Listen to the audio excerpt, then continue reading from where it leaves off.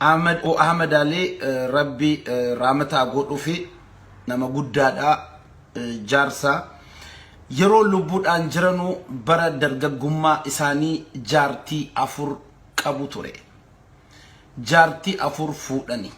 isin tokko hada Zakir jedhamti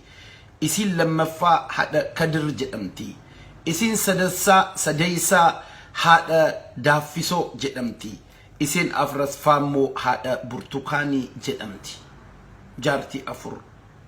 qabu ture kana keessa Abiyoot kaasayeen kun eenyurraa dhalata hada Kadir irraa dhalata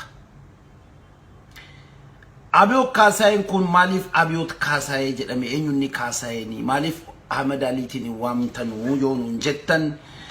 kaasayee ka jedhamu kun bara sana achi keessatti Gaaza nagada ture lammi Eertiraati Gaza bisi brilleedhaan barmeelaan booterraa buusanii baay'ee naannoo Jimmaa keessa Sandaaboo keessa biizinasni kun iddoo guutuudha ni jiranna Gaza warra booteedhaan fe'anii asiifachi deddeeman kanarraa qicanii brillee si aranchaata xarmusiidhaan Gaza warra nagadanu Gaza nagada ture isin immoo jaartiin isin hada Kadir ka jenne waamnu kun Amaara baay'ee akka aadaa Jimmaatti akkas jedhanii yaamu malee isin Amaara mana xajjii qabdi turte kaasayee kana wajjin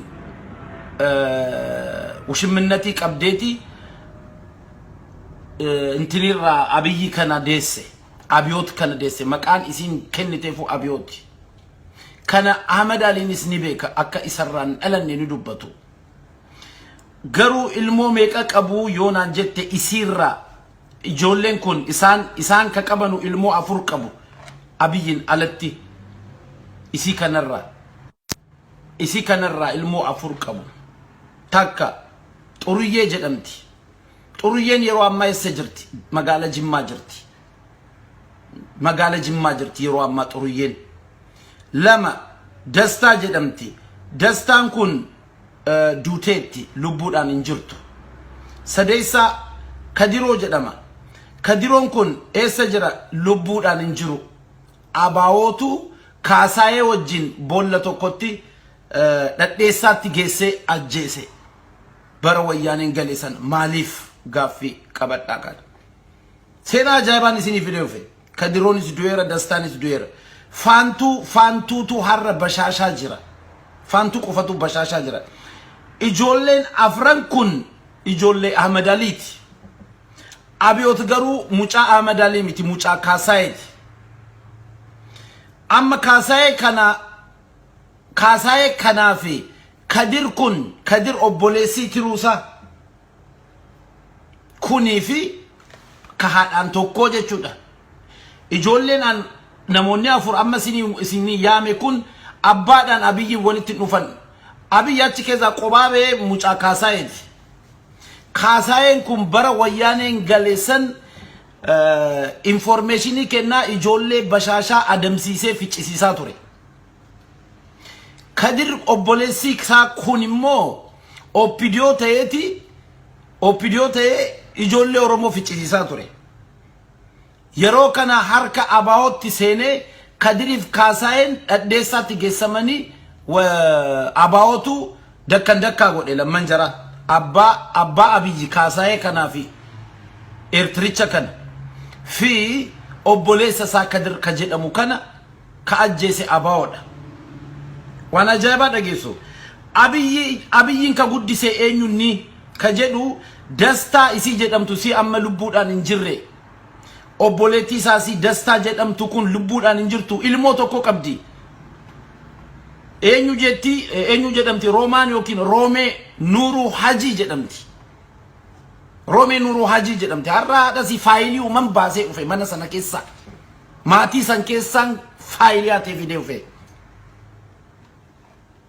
nama lubbuu isaatiif sodaatu maatii isaa keessaayyee kanan isinii fidee dhufe la bashaashaa keessa ollaallee miti manuma keessaan baasee fidee dhufe Roomee Nuuree Hajii isin jedhamtu kun Abiyyi yeroo sana Duriyee Aggaaroo hotel ta'ee barumsa simbaratu kashalabbe ta'e ture Aggaaroo hotel keessatti achi keessaa baaftee barsiiftee hanga tokko isiidha barsiisaa jiru wayyaaneen fudhatee yeroo ijoollummaa isaatiin fudhatee ni kute jechuudha barumsan jaallatu mucichi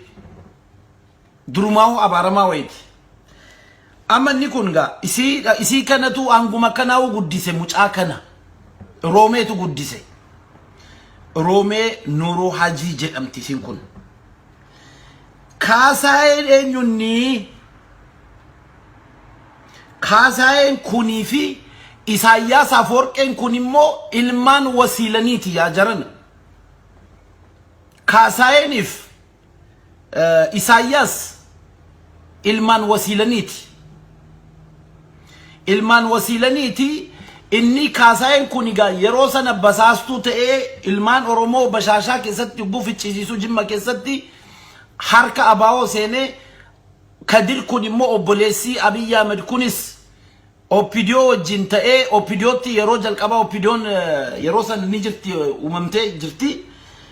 akka wayyaaneen seene sani Opidiyoo wajjin ta'ee uummata ficcisiisuu lamman jaraa fudhattee abaawoon dakkaa goote eessatti dhadheessaa geessite amma kaasayeen kun ilmaan wasiilaniiti Isaayyaasii wajjin dubbiin jiru kana ugaan jirtu kana egaa maatii isaa sirriitti isinii himeera Ahmad Aliin irra isinii deebi'a jaartii afur qabu haadha Zaakiri haati Zaakir kun Oromoo qulqulluu Xaliilaa haadha Daaffisoodha isin kunis Oromoo qulqulluudha haadha Burtukaaniidha isin kunis Oromoodha haadha Kadir kanatu Gojjaameerraa dhufte Amaara mana xajjii bantee achi jirti turte kun rakkoon qabu ture baay'ee nuti amma waa'ee lafee lafa funaanuu abaluurraa dhalate kana miti maaliif gocha diinummaa keessa maaliif seene Isaayyaas wajjinoo hariiroon ni qabu maalinni diina ummata Oromoo maaliif ta'e namichi kun ka jedhutu kana hunda akka qnee qotnee gadi baafnu godha Oromoon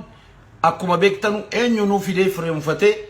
saba kamirraa nama fidee firoomfatee oromsatee Oromoo godhatee jiraata kun seenaa keenya kana jennaan